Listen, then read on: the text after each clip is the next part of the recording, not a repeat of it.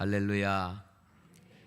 사순절은 부활주의를 기점으로 그 앞에 40일 동안 예수 그리스도를 묵상하고 또 우리의 삶을 점검하고 주 앞에 정결하고 거룩한 모습으로 서기를 다시 한번 다짐하는 그런 시간으로 보내고 있습니다. 오늘은 이 사순절 첫 번째 주일입니다. 6월절은 이스라엘에서 가장 큰 명절로 2주 동안 지켰는데요. 그때가 되면 예루살렘에는 많은 사람들이 모입니다. 그래서 이 평상시에는 가이사랴 지방 해변가에서 거하고 있던 빌라도 총독도 이제 예루살렘에 와서 임시 동안 긴장하며 거주를 하지요. 헤롯 왕도 갈릴리 지역을 다스렸는데 예루살렘 쪽으로 와서 거주하고 있습니다. 빌라도와 헤롯 왕 모두 다 로마에서 파견을 했었던, 로마에서 임명을 했었던 사람들입니다. 그들은 서로 견제도 하고 미워하는 마음이 더 많았지요. 그런데 예수님을 이때 죽일 때만큼은 서로 마음의 합이 잘 맞았습니다. 또 로마에서는 이스라엘을 효과적으로 통치하기 위해서 이스라엘의 종교를 많은 부분 인정을 해 주었습니다.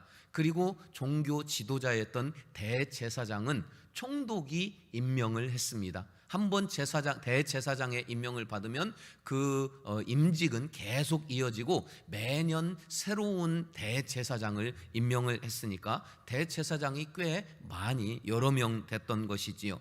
그러니까 총독이나 왕이나 대제사장이나 서로 어느 정도는 공존을 하면서 서로 견제도 하고 그런 관계였다고 볼 수 있습니다. 이 예수님의 십자가의 죽음 그리고 부활을 묵상하는 이 사순절, 지난주 수요일부터 제의 수요일, 그때부터 시작이 되었습니다. 특별히 첫 번째 주일을 맞으면서 우리는 빌라도의 모습을 돌아보면서 빌라도를 통해서 주시는 교훈을 통해 은혜를 받고자 합니다. 먼저 이 사순절 빌라도를 통해 주시는 첫 번째 은혜는, 교훈은 정치보다 우리는 정의를 따라야 한다는 사실입니다. 2주 동안 진행되는 계속되는 6월절 큰 잔치, 많은 사람들, 군중들이 모입니다. 군중 심리에 의해서 과거에 반란이 일어났던 적도 있습니다. 그러니까 총독도 왕도 긴장을 할 수밖에 없었던 것이지요. 그래서 이런 긴장을 완화하고 백성들의, 군중들의 그 관심을 한 곳으로 집중하기 위해서 두 가지를 진행을 했습니다. 이때의 사형수들을 사형을 집행했습니다. 또 반대로 특별 사면도 이루어졌습니다. 그러면서 백성들의 관심을 한 곳으로 모으는 거지요. 오늘날도 사실 이런 비슷한 일을 정치에 이용하고 있습니다. 당시에 이 종교 지도자들이라고 하면 가장 먼저 대제사장과 제사장 그룹이 있었고요. 그리고 바리새인 그룹이 있었고 서기관 그룹들이 있었습니다. 이들은 적절하게 총독이나 왕이나 또 로마에 협조를 하면서, 그러면서도 백성들에게는 존경을 받으면서 기득권을 유지해 왔습니다. 그러던 그들에게 어느 날 예수라고 하는 그런 불청객이 나타난 거예요. 그 예수라고 하는 사람은 3년 만에 백성들의 모든 관심을 다 집중하고 병 고치고 또 기적들을 행하면서 많은 백성들이 오히려 종교 지도자들이 아니라 예수라고 하는 사람을 따르고 그분을 존경하게 되는 거예요. 그러니까 종교 지도자들은 위기감을 느낍니다. 저 불청객 예수를 소리 소문 없이 없앴으면 좋겠는데 이미 그렇게 할 수 있는 상황이 아닌 거예요. 그래서 합법적으로 그를 처형을 시키는 것이 이 종교 지도자들에게 목적이 된 것입니다. 바로 이 6월절 저 예수를 합법적으로 처형하고자 죄인으로 끌고 옵니다. 그런데 이 일은 소리 소문 없이 가급적이면 빨리, 부작용 없이 신속하게 이루는 것이 좋은 거예요. 그래서 예수님을 잡는 그날 밤에 그를 전 대제사장 앞으로 끌고 갑니다. 안 되겠는 거예요. 그러니까 현재 제사장 앞으로 끌고 가는 거예요. 그도 사형을 언도할 수 없습니다. 그러니까 빌라도에게로 끌고 가요. 빌라도도 사형을 언도하지 않고 헤롯 왕에게 양보합니다. 헤롯 왕도 사형을 하기에는 너무 부담스러운 거예요. 다시 빌라도에게로 보냅니다. 예수님은 그 하룻밤에 이리저리로 끌려다녔던 거지요.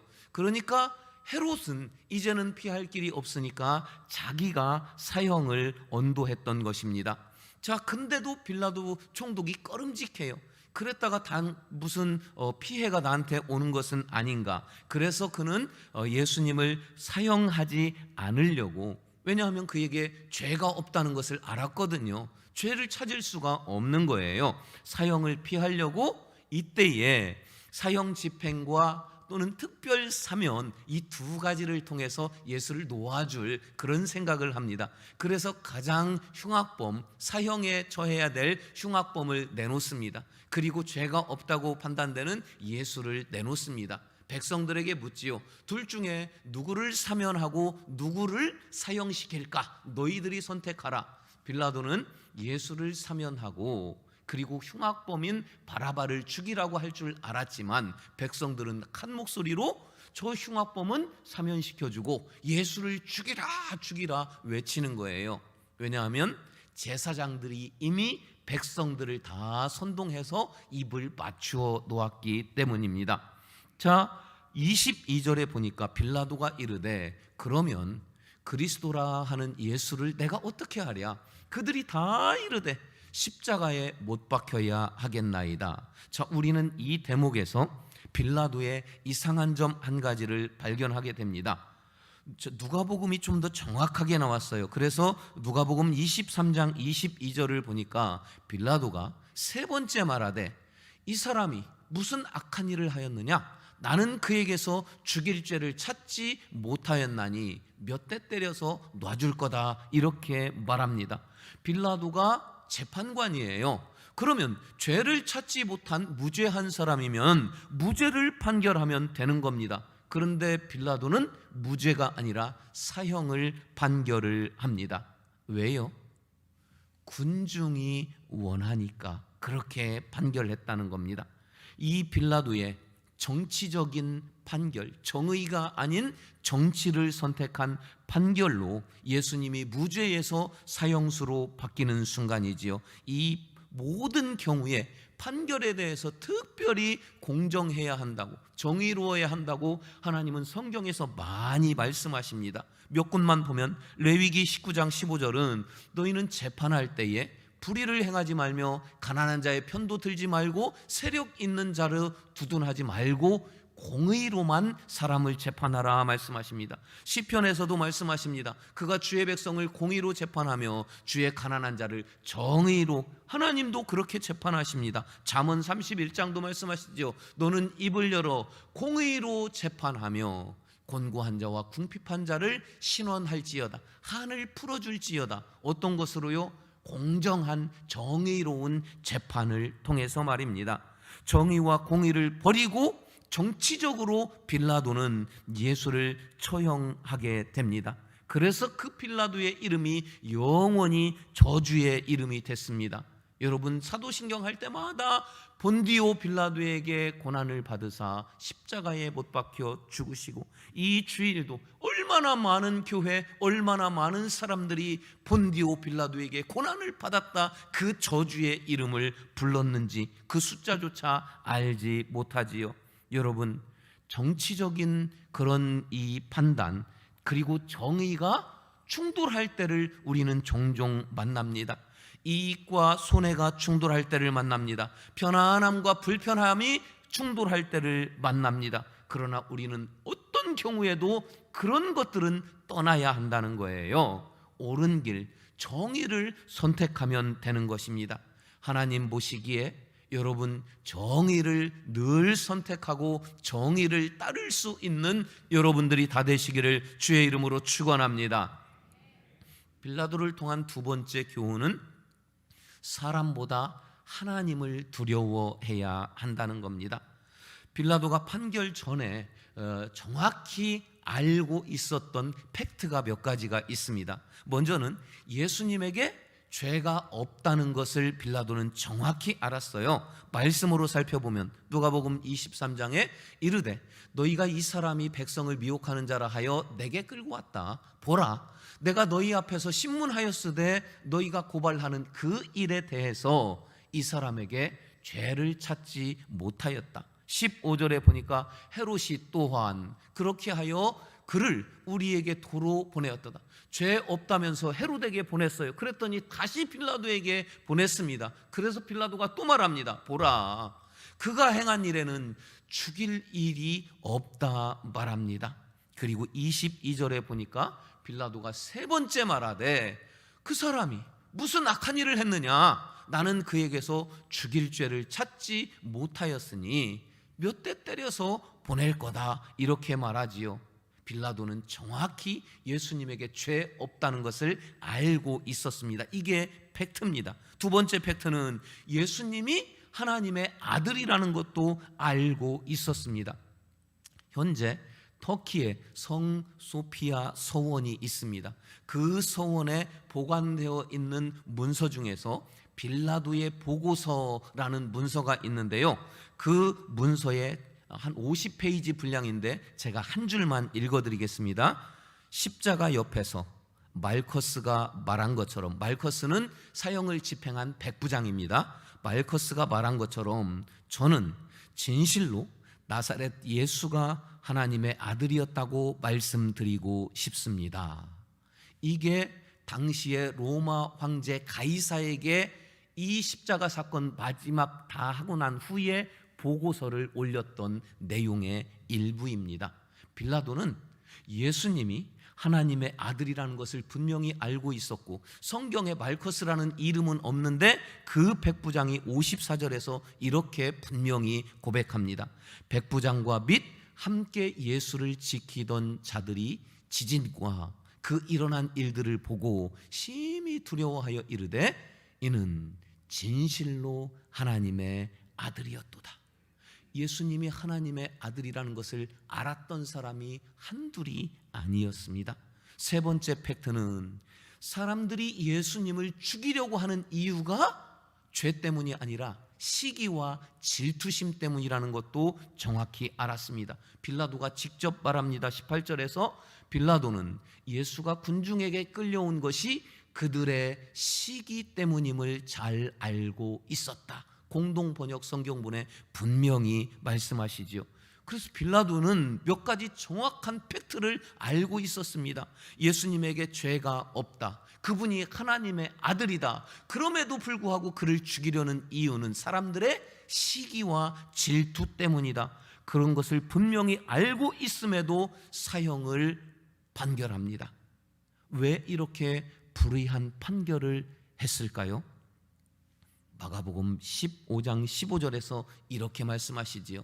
빌라도가 무리에게 만족을 주고자 하여, 무리에게 만족을 주고자 하여, 하나님께 만족이 아니라 사람들에게 만족을 주려고, 하나님을 두려워한 것이 아니고 여론을 두려워했어. 그래서 죄 없음도 알고 하나님의 아들임도 알고 저들의 마음도 다 알지만, 팩트를 분명히 알지만 그는 하나님이 아닌 사람이 두려워서 이런 판결을 했던 것입니다. 그 판결로 인하여 빌라도는 영원히 저주의 이름이 됩니다. 그러나 성경은 분명히 말씀하십니다. 잠언 29장 25절에 보시면 사람을 두려워하면 올무에 걸리게 되거니와 여호와를 의지하는 자는 안전하리라. 여러분, 사람 두려워하는 것이 아니라 하나님을 두려워하시기 바랍니다. 하나님이 원하시는 하나님의 정의를 선택할 수 있는 여러분들이 다 되시기를 소망합니다. 서울의 대형 교회에 한 젊은 남자 집사님이 있습니다. 그분이 직장 생활을 할 때에 수백억 원 규모의 그런 회사, 그리고 수십억 원을 매월 움직이고 자산을 운용하는 회사에 취직을 합니다. 몇 년 후에 그의 능력을 인정받아서 그가 진급을 하게 되는데 회계 업무 책임자가 됩니다. 몇 달 동안 책임 있게 일을 잘했고 모든 일들을, 관련 업무들을 잘 해냅니다. 그리고 신뢰를 받습니다. 3달 정도 되었을 때 그 회사의 회장과 사장으로부터 비밀스럽고 은밀한 업무를 한 가지, 숙제를 받게 됩니다. 그것은 회장과 사장을 위해서 매월 3천만 원씩 비자금을 만들라는 거예요. 그래서 이 젊은 집사님은 그래, 이것은 관행일 거야 라고 생각을 하고서 얼마 동안 매월 충실하게 비밀리에, 그리고 장부를 조작을 하면서 그 비자금을 만듭니다. 그런데 집사로서 신앙의 양심에 늘 찔리는 거예요. 그리고 또 보면 회장님과 그 사장님도 이름만 대면 다 아는 대형 교회의 중직들이었어요. 그래서 괴로워서 견딜 수가 없습니다. 그러다가 회사를 그만둘까 생각하고 담임 목사님하고 면담을 하게 되지요. 이때 목사님은 당장 그만두는 것을 우선으로 여기지 말고 한번 회장님, 사장님하고 독대를 해보는 것이 어떻겠냐라는 조언을 합니다. 그리고 이 집사님은 회장님, 사장님과 독대를 하게 됩니다. 그의 솔직한 마음을 말합니다. 저는 도저히 양심에 찔려서 더는 비자금 조성하는 것을 불법적으로 못하겠습니다. 대신 제가 최선을 다해서 열심히 일해서 이 회사를 정직하고 건강한 회사로 만드는데 저도 힘쓰겠습니다. 부디 제 마음을 헤아려 주시고 기회를 달라고 말합니다. 그러나 그에게 돌아오는 것은 외면이었어요. 그날부터 이 집사님, 이 직원을 계속 눈초리로 바라보고 있고요, 의심하고 경계하고 그리고 감시를 당하게 됩니다. 이 사람은 그 후 2달 후에 회사를 그만두게 됩니다. 그 회사의 회장과 사장은 이렇게 생각한 거예요. 예수 믿는 것과 회사를 운영하는 것은 전혀 별개의 문제다라고 생각하고 불법을 자연스럽게 했던 겁니다. 빌라도가 그랬다는 거예요. 내가 알고 있는 팩트는 예수가 무죄고 하나님의 아들이고 저들의 시기하는 마음 때문에 죽이려는 것을 알고 있지만 판결과 정치적인 것과 나의 유익과 그리고 내가 알고 있는 팩트는 별개의 문제라고 생각했기 때문에 하나님을 두려워하지 않고 여론에 의한 판결을 했던 것입니다. 여러분, 하나님의 요구와 여러분의 삶이 잘 맞지 않는 별개라고 생각하십니까? 성경에서 가르치는 것과 실제 내가 행하는 것이 정말 따로따로라고 생각하시는 겁니까? 성경 시대와 오늘 이 시대를 살아가는 21세기의 나는 전혀 별개라고 생각하십니까? 그래서 기적이 안 나타나는 겁니까? 우리는 반드시 기억해야 합니다. 우리가 진정 정말 의식해야 할 것은 시대나 환경이나 여론이나 나의 유익이나 과학이나 세상 풍조 흘러가는 것이나 그 어떤 것보다도 우선으로 여겨야 할 것은 하나님을 의식하는 것입니다. 그리고 하나님을 두려워할 줄 알아야 한다는 것입니다. 우리는 한 사람도 예외 없이 때가 되면 하나님 앞에 서게 됩니다. 그때는 아무것도 감출 수도 없고 숨길 수도 없이 벌거벗은 것처럼 내가 살아온 모든 것, 내가 판결하고 선택하고 행한 모든 것들에 대해서 하나님 앞에 하나하나 다 계산을 해야 할 때가 온다는 겁니다. 하나님보다 사람을 두려워한 것이 아니고 사람보다 하나님을 두려워해서 그 신앙의 양심으로 좋은 자리를 내팽개치고 그저 융통성 없이 회사 그만둔 그 집사님, 그분이 하나님 앞에 섰을 때에 큰 상급을 받는다는 것을 우리는 잊어서는 안 됩니다. 하나님을 두려워하는 삶을 살아갈 때 하나님 앞에서 큰 상을 받을 수 있는 겁니다. 여러분, 사람이 아니라 세상 풍조가 아니라 하나님을 두려워할 수 있는 이 사순절 우리의 모습 되기를 주의 이름으로 축원합니다. 한 가지 더 이 빌라도를 통한 교훈은 우리는 물이 아닌 보혈로 죄를 씻어야 한다는 겁니다. 빌라도는 죄 없는 예수님의 사형 판결을 내리고 마음이 찜찜합니다. 불편합니다. 무슨 부작용이 돌아오는 것은 아닐까? 책임을 물어야 되는 것은 아닐까 염려가 됩니다. 그는 군중 앞에서 물을 가져오게 하고 그 물에 손을 씻는 퍼포먼스를 통해서 나에게는 아무 책임이 없다, 손에 물을 털어버립니다. 그리고 너희들이 원해서 한 판결이니 이에 대한 책임은 너희가 져라, 이렇게 말합니다. 나와 상관이 없다는 거지요. 그러나 이 판결을 영적으로 한번 분석을 진단을 해볼까요? 먼저는 이 판결은 자기 자신을 저주하는 판결이었습니다. 이 일이 있고 나서 얼마 후에 빌라도는 본국인 로마로 다시 소환이 됩니다. 그리고 그가 그렇게 신경 쓰고 좋아했었던 정치에서 속된 말로 팽당합니다. 밀려납니다. 그리고 그의 인생의 끝은 자살로 마무리됩니다. 비참하지요. 그의 이름은 세상 끝날까지 본디오 빌라도에게 고난을 받아 십자가에 못 박혀 죽으시고 너무나 많은 사람들에게 세상 끝날까지 저주의 이름이 되는 그 판결은 자신을 저주하는 판결이었습니다. 뿐만 아니에요, 후손을 저주하는 판결이었습니다.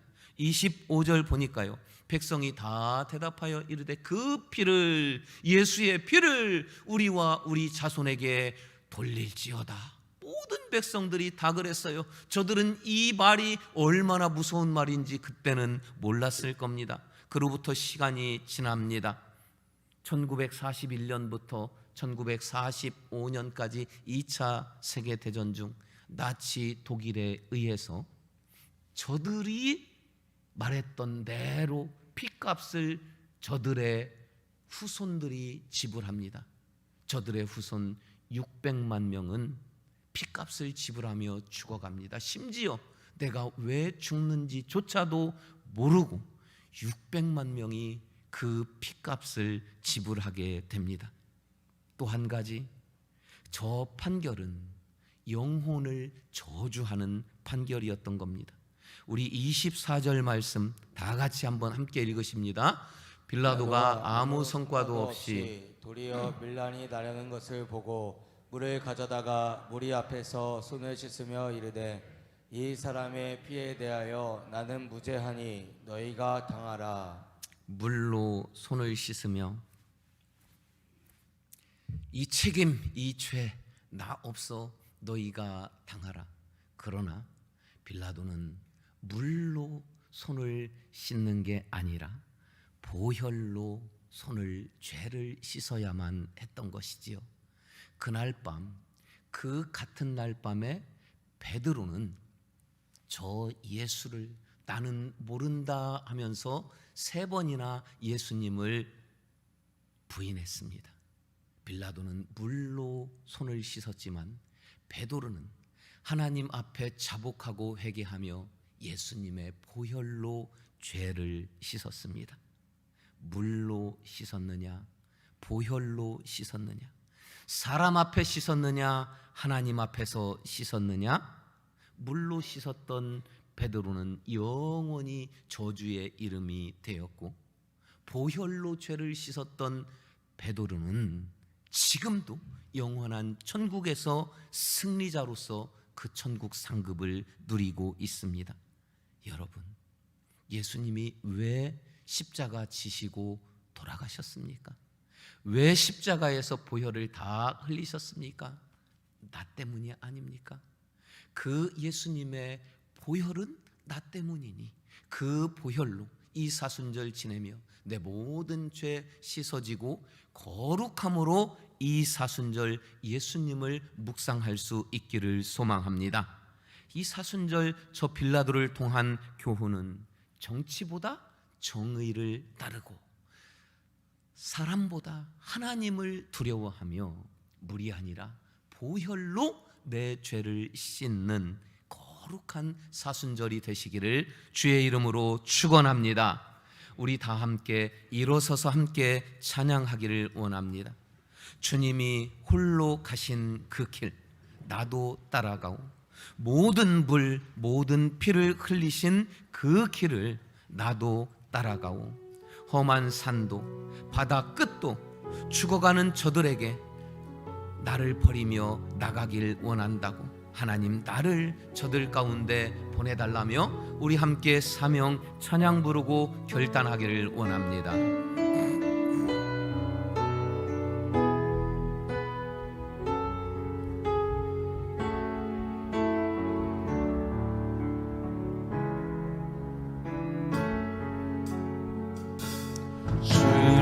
주님이 홀로 가신 그 길 나도 따라가오.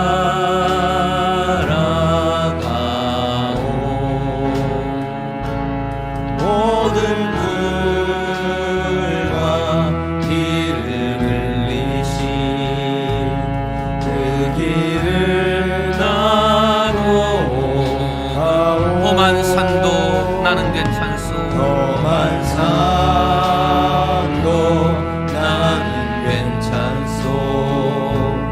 바다 끝이라도 나는 괜찮소. 죽어가는 저들을 위해 나를 버리길 바라오. 아버지 나를 보내주오. 나는 달려가겠소. 목숨도 아끼지 않겠소. 나를 보내주오. 세상이 나를 미워해도 세상이 나를 미워해도 나는 살아가겠소. 세상을 구원하신 자가 나도 따라가오. 생명을 버리면서까지도 생명을 버리면서까지 나를 사랑한 당신 이 작은 나를 받아주오. 나도 사랑하오. 사랑하는 여러분, 빌라도의 교훈을 통해서 이 사순절 더 거룩하게 더 정결하게 서기를 원합니다. 우리 주여 세 번 부르고 말씀 붙잡고 함께 기도하시겠습니다. 주여 주여 주여. 아버지 하나님, 빌라도를 통하여 아버지 하나님 말씀으로 깨닫게 하여 주시니 감사합니다. 하나님 아버지 정치보다 정의를 택하게 하여 주시옵소서. 사람보다 하나님을 두려워하게 하여 주시옵소서. 오 아버지 하나님 물이 아닌 보혈로 나를 정하게 하기를 원합니다. 나를 위하여 흘리신 예수 그리스도의 보혈로 정하게 하여 주시옵소서. 깨끗게 하여 주시옵소서. 하나님 앞에 거룩함으로 세워져가는 이 사순절로 보낼 수 있도록 아버지 내 속에 정한 마음 창조하시고 내 안에 정직한 영을 새롭게 하여 주시옵소서. 이 사순절 보혈로 나를 씻어 주시옵소서. 아버지 나를 보내주오. 나는 달려가겠소. 목숨도 아끼지 않겠소. 나를 보내주오. 세상이 나를 미워한다 할지라도 세상이 나를 미워해도 나는 살아가게. 두 손 높여 고백합시다.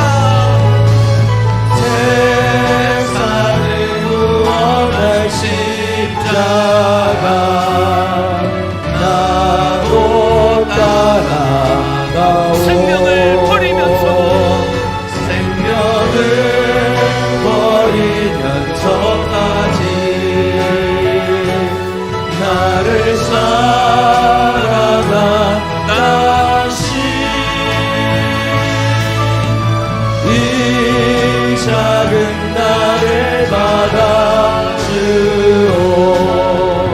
나도 사랑하오.